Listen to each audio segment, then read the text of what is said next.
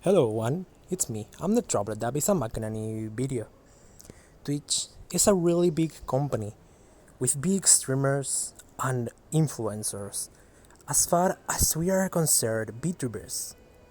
I want to use this video to explain from my point of view why ADayOffTwitch strike action didn't work.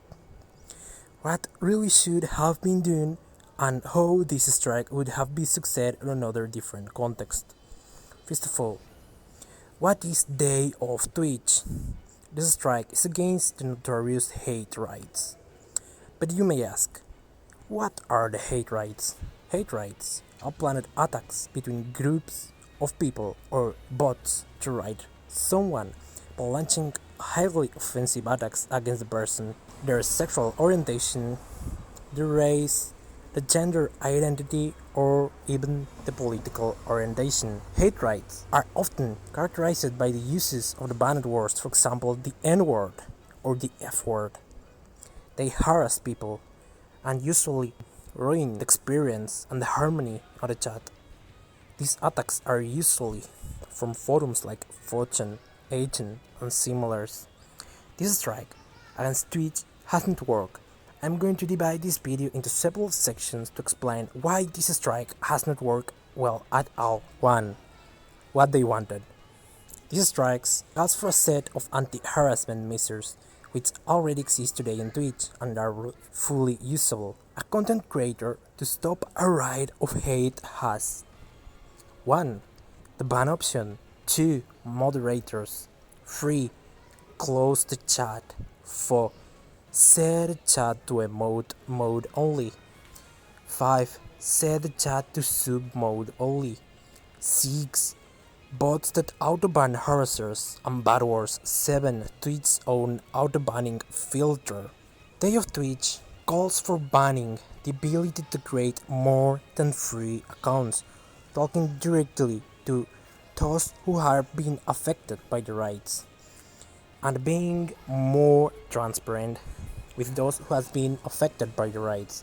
The first thing is unfeasible, because it is not in Twitch's interest to limit the creation of accounts of each email. This takes away users' freedom. So applying the philosophy of the just pay for the sinners seemed to be a nonsense for me. On the subject of talking to those who have been affected, Twitch already does this, and it could be useful to create a team to deal with this. I have to say, Twitch already does this, and investing more money in a team to fight with the strongest hatred will greatly reduce the creative capacity of the creators and the chat itself. Many streamers have been banned due to the political correctness and progressive nature of Twitch platform so much, so that if, for example, if someone other than you uses the N-word, you can get literally banned. The simple fact that you can show images of girls in bikinis or racy images,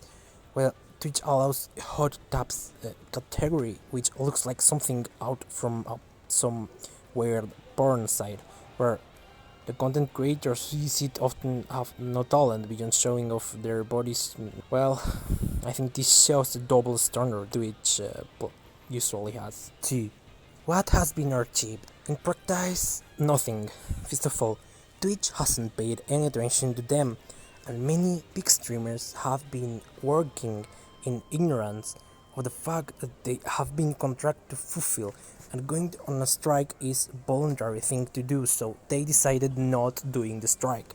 These and other things have caused the ADayOffTwitch to fail miserably from the very moment it started.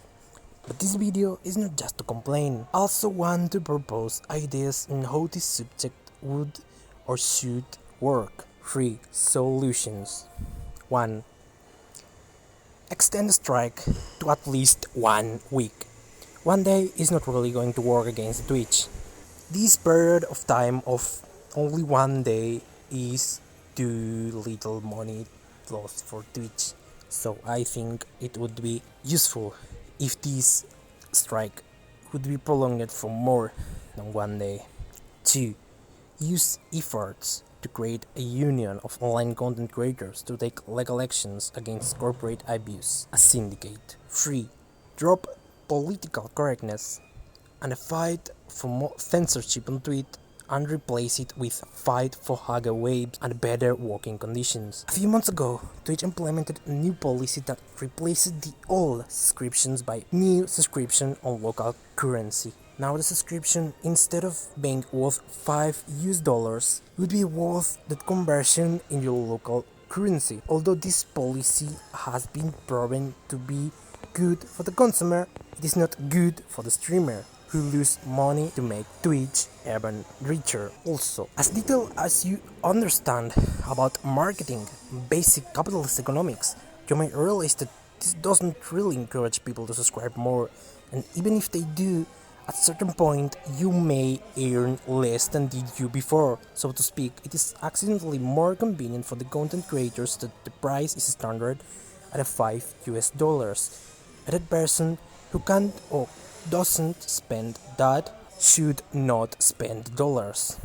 For last but not least, demand Twitch to not ban anyone for political reasons unless that person breaks the law and has been found guilty by a judge. But I find it acceptable that Twitch has the capability of deciding to leave you without a job and without income just because they feel like it. I think Twitch's ability to ban should be limited to an unbearable extent. With this, I conclude my video. If you have your own opinion, I would like to know it, and I would like to expose what you want about this subject. It would be really grateful. I'm the Traveler of the Abyss. You help me a lot if you like, share and subscribe. It helped me really a lot. See you in another video. Bye bye.